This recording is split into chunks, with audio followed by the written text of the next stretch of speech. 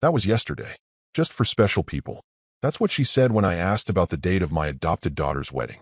Not, oh, sorry, we meant to invite you. Not, it was small, just City Hall. Not even a guilty silence. Just a smirk, a shrug, and that sentence like a butcher's knife. I was rinsing out my coffee cup at the time, nothing dramatic. No teacups shattered. No chairs kicked over. I stood there, holding that mug like a fool, staring at the same girl I taught to ride a bike when she was 6. Who sobbed into my shirt when her hamster died. Who used to leave me crayon drawings that said, "Best Dad," taped to the fridge. Just for special people, she said again, this time softer, as if I was the one not understanding. I set the mug down and said, "I see." That was it. I didn't press. Didn't cry. I just walked past her in the hallway. She was still tapping away on her phone. No shame, no explanation. Just scrolling. Like I was background noise. That's the thing no one tells you about fatherhood when the child isn't yours by blood. There is no safety net for heartbreak. You give, and you give, and you pray the foundation will hold. But when they decide to remove you from their life story, it's like you never existed at all. Erased, not even with malice, just casual dismissal. She'd moved out a few years back, but her wedding prep had been a rotating door of requests. Can you co-sign this lease? Dad, do you think we can use your backyard for engagement photos? I might need help with the deposit for the venue. And like a damn fool, I helped. Every time. I thought it meant something. I went upstairs that night, sat at my desk, and opened the folder on my computer labeled Cassie, Wedding. Photos she'd emailed. Venue ideas. A PDF scan of the receipt I'd paid for to reserve the place she ended up using. I selected the folder and hit delete. Then emptied the trash. No drama. No final words. Just gone. By the way, if you're listening to this and find yourself even slightly holding your breath, consider subscribing. Over 90% of you don't, and honestly, it helps our small team keep doing this. And believe me, some of these stories, they deserve to be heard. Especially the ones people like to pretend never happened. Back to it. The funny part? She didn't even notice the shift. The next day, she texted me a meme. A meme. Some corny joke about marriage and pizza. Like nothing happened. Like I hadn't been absent from the most important day of her life. I replied with a thumbs up, and then I stopped replying altogether. You know what they say about boiling water? It reveals who's pasta and who's potato. Cassie, she thought she was the chef, thought she was in control. But the second I stopped being the guy who always answered, always paid, always forgave, she didn't know what to do with me. Not right away. That would come later. No, first came silence. Then came a slow-building confusion. And behind her silence, a growing arrogance, I imagine. She thought I was sulking, that I'd eventually get over it. But I wasn't sulking. I was calculating. She didn't know that while she was out celebrating her little special people moment, I was sitting in front of an old metal lockbox at the back of my closet, where every check stub, every tuition statement, every lease agreement was stored. Paper trail proof of exactly who made her independent life possible. She didn't know I had a spreadsheet titled Cassie Finances, Support Schedule. She didn't know I'd already added a tab called Closure. And she sure as hell didn't know I had absolutely no intention of continuing to finance someone who could look me in the eye and say I wasn't special enough to attend her wedding. That night, I poured a whiskey, sat back, and finally, let the anger slide off me like a coat I didn't need anymore. I'd spent 20 years wrapped in it. It was time to let it go. Not for peace, not for healing, but because I had a better use for the silence that was coming next. The house was too quiet. It usually is, but that night it felt surgical, like the silence of a hospital wing after visiting hours. I sat in my office, lights off except for the lamp over my desk, and stared at the wall of photos. Cassie at 5, gap-toothed and proud, holding up her first report card. Cassie in middle school, arm in a cast with a big grin and a Sharpie in her good hand. Cassie standing on the porch of her freshman dorm, hugging me like she wasn't sure if she should be excited or afraid. There was one of the two of us at a father-daughter breakfast. She'd made me a paper tie, wrote #OneDad on it in glitter. I kept it. It's still in the bottom drawer. I didn't cry. I didn't feel like crying. I felt displaced, like I'd been evicted from a life I built. I wasn't her father. I was a subscription service she forgot to cancel. I turned to the laptop. The screen blinked on to a spreadsheet I hadn't closed, her financials. Every payment I'd made since she turned 18 was documented there. Not because I didn't trust her, but because I'd always believed that when she succeeded, I'd be proud knowing I helped build the launch pad. $1,200, rent. $3,500, University, Term 1. $1,100. Textbooks and supplies. $850. Car insurance. $2,000. Wedding deposit. Venue. Non-refundable. The numbers blurred. I blinked. Then, I opened a folder I hadn't touched in years. It was titled Contingency, Account Closure. I made it when she was 15, right after the first time her biological mother resurfaced. A thin, manipulative woman who floated in every few years like an oil slick, dropped a few poisonous words, then vanished again. Cassie had cried for her once. I remember standing outside her bedroom door, hearing her sob. She doesn't even know me. And I almost went in. Almost.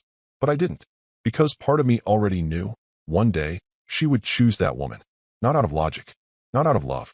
But out of blood. Because people crave origin stories more than they crave stability. I stared at that folder now. Inside it. Every banking detail linked to her. Every auto payment. Every account I'd created in her name. It had a plan for shutting everything down. Not out of spite. Out of clarity. My therapist once said that people reveal your value in the roles they assign to you. I had always thought I was dad. Turns out, I was funding. I didn't touch the phone. No text. No warning. This wasn't revenge. I wasn't angry enough for that. This was math. Balance sheets. Roy. I started the process. Step 1.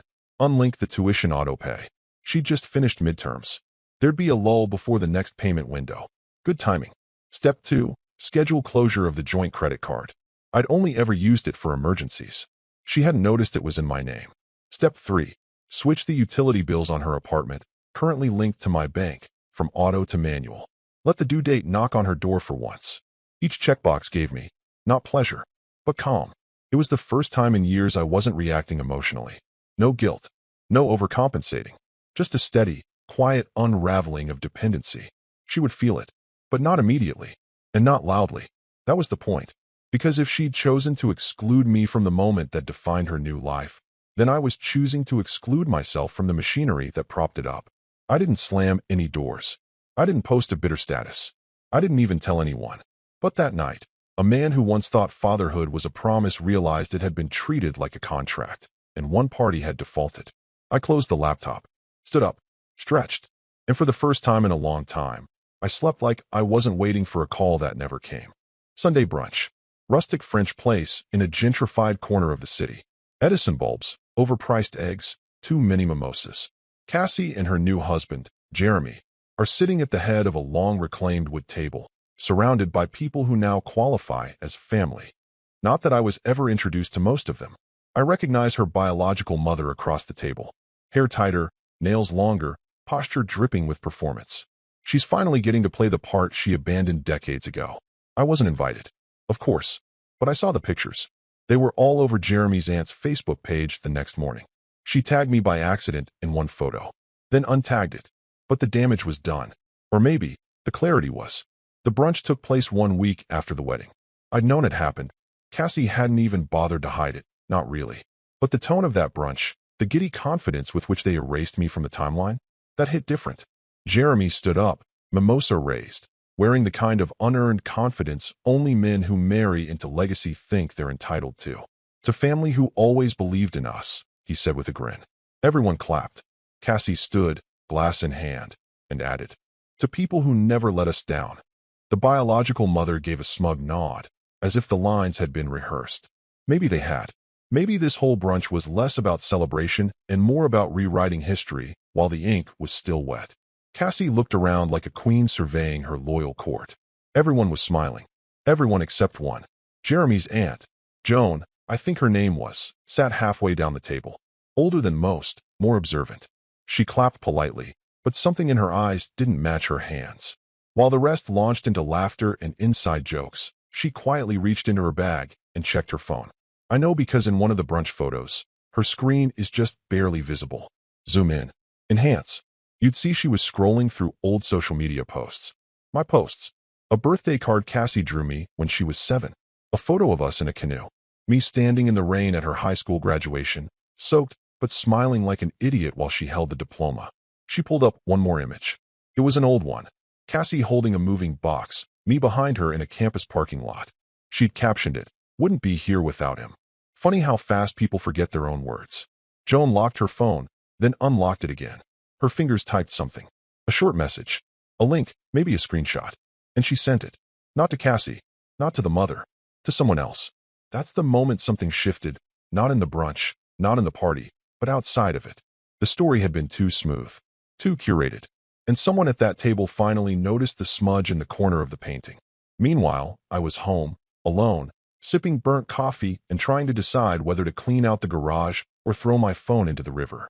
I didn't know about the toast until later. Didn't hear the words in real time. But I felt them. In the way Cassie didn't text. In the silence from a girl who used to call me every Sunday like it was tradition. I was her Sunday tradition. Now I was a redacted paragraph in a memoir she rewrote with a different father. I didn't rage. I didn't fume. But I did stand up. Walked into the living room. Took down the photo of us from her high school graduation and flipped it over. On the back, in her handwriting, was a message. To the only man who ever showed up. I stared at it for a while. Then I slid the frame into a drawer. Some memories you keep. Others you bury alive. But what I didn't know was that while I was trying to forget, someone else, someone unexpected, had just started digging. Joan wasn't a gossip. She wasn't a meddler or one of those wine-sloshed ants who hover too long around family drama just to stir the pot. She was the kind who watched, noticed, filed things away. A librarian of uncomfortable truths. And something about that brunch didn't sit right with her. She had no horse in the race. No need to care, really. But that toast? That moment Cassie laughed and raised her glass. To people who never let us down, it triggered something. Not a memory. More like a question that had been quietly pacing in the back of her mind, waiting for a crack in the noise. Later that evening, alone in her condo with a cooling cup of chamomile tea, she opened her laptop. She wasn't sure what she was looking for, just following a hunch, the same way you double-check your locks even when you know you closed the door. She pulled up Cassie's old Facebook albums, still public, surprisingly. People always forget to lock the attic of their digital life. One album stood out, Best Dad Ever Red Heart. It was from years ago. Photos of Cassie with a man Joan hadn't seen mentioned once that entire wedding weekend. A man she assumed was deceased. Or estranged. Or maybe, out of the picture, in that vague way people use when they don't want to explain. But he wasn't just in the picture. He was the picture. One photo after another. Him holding her handlebars as she learned to ride. Him bandaging her scraped knee. Him dropping her off at college with an overstuffed duffel bag slung over his shoulder. Birthday parties, school plays, a shot of the two of them in the snow, building what looked like the worst snowman ever constructed by human hands. She pulled open another tab and searched his name. It didn't take long. LinkedIn. Old donation records. A GoFundMe from years ago where he'd helped pay for a classmate of Cassie's to study abroad. Anonymous donation, but she'd tagged him in the thank you post. Joan sat back, hands steepled under her chin. Then she opened her email. She typed in her brother's name, Greg, the groom's father. Subject, did you know? The body of the email was short. Did you know her adopted father paid for her college? Her apartment? Her wedding venue deposit? That man who raised her never got a mention. Not even once. Look at these. She attached screenshots. One of the graduation photo. One of a bank wire Cassie had publicly thanked him for 2 years ago, tuition covered in full. Then a final attachment. A photo of Cassie, age 8, hugging him with her arms wrapped around his neck. The caption read, "He says he's not my real dad. But real doesn't always mean blood." She hit send. Greg replied 2 minutes later. Wait, he paid for everything? I thought she was independent. That's what her mom said. Joan didn't answer right away. She was still scrolling through Cassie's engagement photos, the ones she'd sent around in a group email that included half the damn planet, but not the man in those childhood photos. Joan typed, "So who exactly was special enough to be invited to the wedding?" No response came. Because really, what was he going to say? The truth was starting to itch under the surface. A man had built an entire foundation, and these people danced on the roof pretending he wasn't holding the damn structure together. Joan wasn't angry, not yet, but she was curious. And curiosity, in the right hands, becomes a knife. She clicked through to Cassie's recent photos. No sign of her father. No mention. No tag. Erased. And something about that struck Joan as more than disrespectful. It was deliberate. Like someone had decided long ago that he didn't fit the image Cassie wanted to project. Not at her brunches. Not in her storybook wedding. Not in her social climbing life. But facts don't vanish just because you hide them. And Joan had just started flipping through the pages they tried to tear out. The call came on a Tuesday morning. I was pruning the shrubs in the backyard. I remember that because my hands were in soil when the phone buzzed, and for a brief moment, I actually thought about letting it go to voicemail. Cassie's name flashed on the screen. No, hey Dad. No context. Just, hey, the rent bounced and tuition's overdue. Did you forget to transfer it? Not a greeting. Not a trace of warmth. Just a command wrapped in a question, as if I were payroll and my delay had inconvenienced her busy social calendar. I wiped my hands on my jeans, answered calmly. Didn't I tell you? A pause on the line. Tell me what? That I was stepping back. I could hear the frown in her silence. A slight huff of confusion, like she'd misheard or maybe thought I was joking. She gave a little laugh. Tight. Nervous. Fake. Okay, but seriously, the rent's past due and the tuition portal's giving me a deadline countdown. Can you just do it while I'm on the phone? I looked at the garden. The tools by my feet. The morning sun rising against the wooden fence I built with my own hands back when she was 10 and wanted a dog. I remembered her sitting there, paintbrush in hand, helping me stain it with a color she picked. Dusty earth. I'd been dust. And she'd moved on. Cassie, I said slowly, I told you. I'm stepping back. But why now? She asked, her voice a little higher, trying to slip into that old tone, the one she used when she wanted a favor in high school. Is this about the wedding? I didn't answer. She pushed harder. Come on. We've always handled this like adults. You know I'm good for it. That sentence was so absurd I actually smiled. Good for it. I repeated, not mocking. Just stunned. Cassie, when have you ever paid me back? She was quiet. And then, defensive. I didn't mean like that.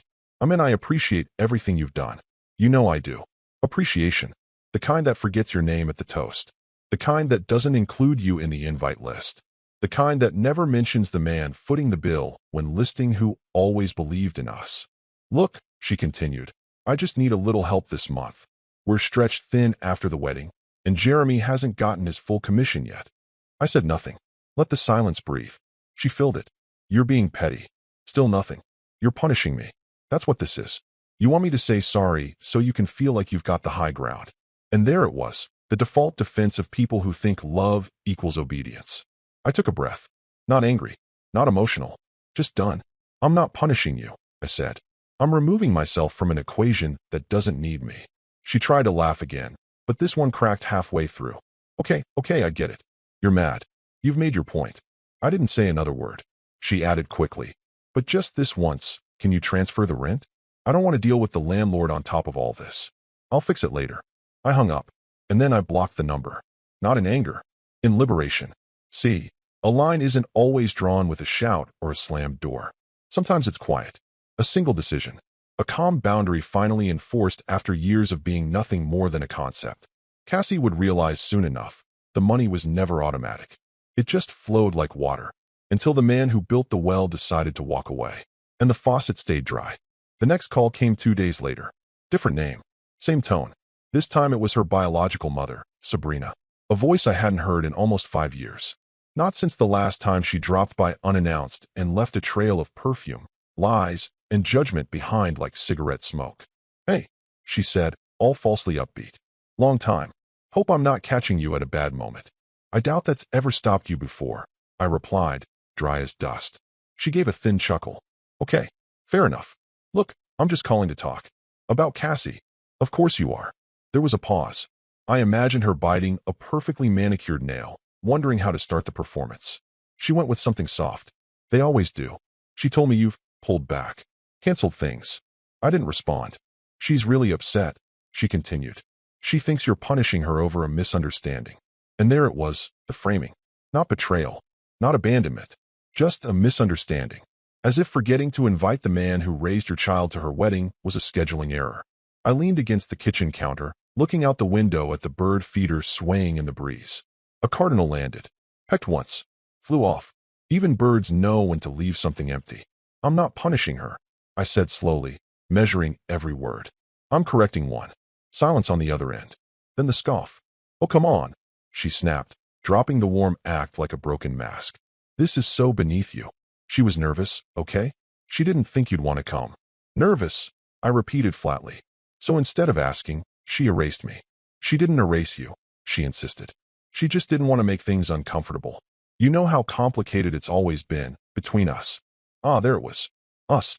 The hidden grudge finally poking its head out. This isn't about us, I said. This is about her rewriting her life without the one person who never left. She's young, Sabrina said, suddenly sliding into maternal defense. She makes mistakes. You're the adult. You're supposed to rise above it. No, I said. I already rose above it. For 2 decades, I financed, supported, raised, guided, protected, and carried her through every stage of her life. She made a choice. So did I. She's your daughter. She's your daughter too, I said. But you didn't pay for her degree. You didn't stay up all night when she had bronchitis at 7. You didn't sell your boat so she could do summer school abroad. You just showed up when it was convenient. And now you get to sit at the wedding table. You're bitter. No, I said. I'm done. That ended the call. She didn't say goodbye. She didn't hang up in anger. Just quiet, unsettled static, and then nothing. That evening, I sat down at the dining room table with a legal pad and a laptop. The automatic payments? Canceled. The utilities? Unlinked. The tuition account? Disconnected. The backup emergency card? Removed. Her gym membership, her student union dues, the Amazon Prime account she used under my name. Gone, gone, gone. I moved through each step not with glee, not with malice, but with an eerie kind of calm. Like deleting an app you haven't used in years. No emotional residue. Just quiet satisfaction. And the whole time, I kept picturing that brunch. Cassie's glass raised, her eyes lit, laughing about people who never let us down. Maybe she believed it. Maybe she convinced herself that I wasn't family, that I was logistics. Well, logistics are cancelable. And for the first time in her life, she was about to learn the difference between unconditional love and unconditional access. It started small. A decline card at the campus bookstore. Cassie barely noticed, just assumed it was the machine acting up. She used a different one, paid, and moved on. But then her gym key fob blinked red instead of green. The receptionist smiled awkwardly. Your account's showing a payment issue. Probably just a billing error. Cassie shrugged it off. She was newly married, still glowing from the wedding, still high on the illusion that adulthood was just freedom with better lighting. Her husband, Jeremy, hadn't noticed either. He was too busy trying to hit sales quotas to qualify for that elusive bonus he kept promising would level them up. Then came the email from her university's billing office. Subject: action required, tuition unpaid. She clicked it, skimmed past the bold text. Her loan portal, which she never really understood because she never really had to, now showed a balance due of $12,750. Payment pending. Enrollment flagged. That was when the first hint of panic cracked through her nonchalance. She called the student financial office. Got bounced around. They confirmed. The automatic sponsor payment on file had been removed. She redialed. Called her mom. No answer. Called Jeremy. He picked up. Hey babe, what's up? There's something weird with school stuff. And my card. And I got a weird message from the landlord this morning. Jeremy paused. What kind of message? He said rent bounced. Bounced? He repeated. But I thought your dad. She went quiet. Cassie, he said, sharper now. I thought you said your dad had this. Her voice dropped. He always did. Jeremy sighed. Okay, well, call him. Get it sorted. We'll figure it out. They got in the car and drove to my house. I wasn't there. Or maybe I was. But the lights were off, and I didn't answer the bell. Or the knock. Or the second knock. Jeremy even tried the door handle. Locked. Solid. They left. Back at their apartment, Cassie tried her bank card again. Declined. She checked the tuition portal. Still unpaid. The door buzzed. It was the landlord. Hi, Cassie. Sorry to drop in, but we haven't received rent. Just wanted to check if everything's okay. She smiled weakly. Yeah. Just a banking mix-up. I'll handle it today. All right, he said, unconvinced. Just wanted to give a heads up. Policy says I've got to start late notice paperwork if it's not in by the end of the week. She shut the door and stood there, staring at nothing. Jeremy came out of the bedroom, holding his phone. Well, he didn't answer, she said. Did you leave a message? No. He's not picking up. And I think he blocked me. Jeremy blinked. Wait, what? She nodded slowly. Jeremy's expression darkened. This is bad, Cass. Real bad. We don't have money for both rent and school right now. And I'm not getting my commission for another 6 weeks. I didn't think I needed to worry about that yet, she said. Her voice was smaller now. He always handled the payments. Yeah, but why would he stop? She couldn't answer. Because no one warned her.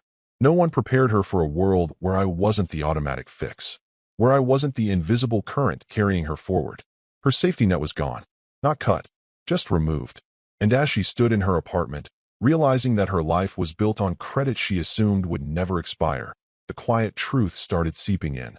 There was no backup plan. because she'd already burned the only person who was the plan. And now, she'd have to pay the full price of pretending I didn't matter. Joan didn't move fast. That wasn't her style. She wasn't one for impulse or confrontation. But once she saw the pattern, once the toast, the photos, and the silences lined up, she couldn't pretend anymore. Something about it felt ugly. So she waited. She waited until Cassie's curated glow from the wedding weekend wore off. Waited until her phone buzzed one too many times with Cassie's vague updates that always danced around real subjects. Waited until Jeremy, her nephew, called her to say, "Hey, Cassie's a bit stressed, not sure what's going on." Something about her dad being weird. That was the door Joan had been waiting to walk through. She called him that evening. No preamble. "You need to know what you married into." Jeremy paused. "What?" Joan was in her den, reading glasses low on her nose. Documents open on the table like she was preparing for court. She'd done her homework. Screenshots, email printouts, old social media posts. Dates matched. Bank wire confirmations. Even a thank you post Cassie wrote her senior year of college. Wouldn't have made it without Dad's help. Grateful beyond words. Joan's voice stayed calm. Matter of fact. No accusation. Just truth. Her adoptive father paid her college tuition. All of it. In cash. He paid her rent. Years of it. Helped co-sign on her car. Her apartment. I even found the deposit receipt for the wedding venue. His name's on it. Jeremy didn't speak. She blocked him. Joan continued. Or at least ghosted him. Didn't invite him to the wedding. Didn't mention him at the brunch. Hell, didn't even make a toast to him. Just erased him. Silence. "You married someone," she said slowly, "who cut off the man who made her life possible. Not because he hurt her. Not because he failed her. But because he didn't fit the image she wanted." Jeremy cleared his throat. "Are you sure about all this?" "I've got records, Jeremy. This isn't gossip. This is numbers, receipts, timestamps." Another pause. Then, quietly, he said, "She told me her dad was distant. That they were never close. That he didn't really support her emotionally." Joan exhaled, but didn't laugh. Didn't even raise her voice. "She told you what she needed you to believe to justify what she did. But if you want to know who raised her, who fed her, who answered every call for help, look at who stopped paying the bills last week," and suddenly her whole world started cracking. Jeremy sounded smaller now. "Why are you telling me this?" "Because I sat through that brunch," she said, tone finally tightening. "And I watched you toast the people who never let you down. And saw a man who gave 20 years of his life to your wife get treated like a footnote." Jeremy said nothing. "You should know who you married," Joan said. "Not the version she curates. The version she buries."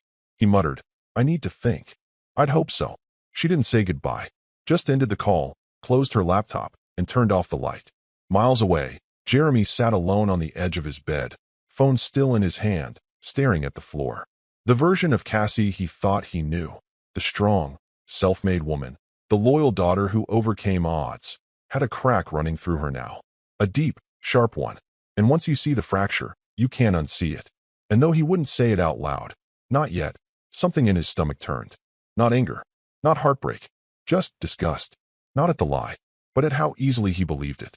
He didn't slam the door. He just said, "I need some air," grabbed his keys, and walked out. No wallet, no bag, no jacket, just gone. Like he didn't expect to be long, but somehow already knew he wouldn't be coming back. Cassie stood there for a full minute after the door clicked shut, staring at the grain of the wood like it might whisper something back to her. Her phone was already buzzing in her hand, as if reflexively trying to summon him back. First a message, then another. "Jeremy, just talk to me. This is getting out of hand. I didn't lie. I just didn't tell everything. Please come back." No reply. She called. Straight to voicemail. By midnight, she had tried 3 more times. The last voicemail was quiet, shaky. "Please." I didn't know how to explain it. I thought it didn't matter anymore. At 2:17 a.m., there was a knock at the door. It wasn't Jeremy. It was her mother. Sabrina walked in without waiting for an invitation, holding a full leather handbag and a stack of self-righteousness. Her voice was sharp the moment she opened her mouth. "I told you this would happen if you didn't control the narrative," she said. "You let that ant dig around. Now look, he's gone." Cassie didn't answer, just stood in the kitchen, arms crossed, phone gripped tight in one hand. "Mom," she said quietly, "why didn't you tell me what he did for us?" Sabrina blinked. "You knew he paid my tuition. You knew he covered rent. You let me walk into that wedding pretending I was self-made while he," her voice cracked, "while he was paying for the venue." Sabrina's mouth flattened into a cold, unapologetic line. Because I didn't want to share credit. The sentence hung in the air like a lit match. I raised you too, she said. You think he's the only one who sacrificed? I didn't want people thinking he was the hero, and I was just the woman who gave birth and disappeared. But you did disappear. I came back. When it was convenient. Sabrina didn't deny it. You told me he didn't care. That he was controlling, distant. That he didn't show up for your custody hearings. Sabrina's face tightened. I needed you to trust me. No, Cassie said, voice rising. You needed me to rewrite the story so you wouldn't look like the villain. So he could be the disposable one. I didn't make you block him. I didn't make you exclude him from your wedding. No, Cassie said, tears starting now, hot and furious. You just made it easy. They stood there in the dim kitchen light. Two women, both realizing they'd crafted a narrative so carefully that neither of them knew what was true anymore. Except the fallout. That was very real. Jeremy still hadn't come home. Her tuition was still unpaid. Her rent still overdue. And the one man who'd quietly held every piece of her life together had simply disappeared. Not in rage, not in drama, but in precision, like a pillar removed from under a stage no one knew needed it. The show had gone on for years, and now the floor was caving in. It arrived on a Thursday morning, slid under the apartment door like a ghost slipping in on cold air. No stamp, no return address, just her name, in firm block letters, centered on the envelope. Cassie bent to pick it up, the way someone reaches for bad news, slowly, but with no illusions. Inside, a check. $1. She stared at it, confused for a beat. A joke? A scam?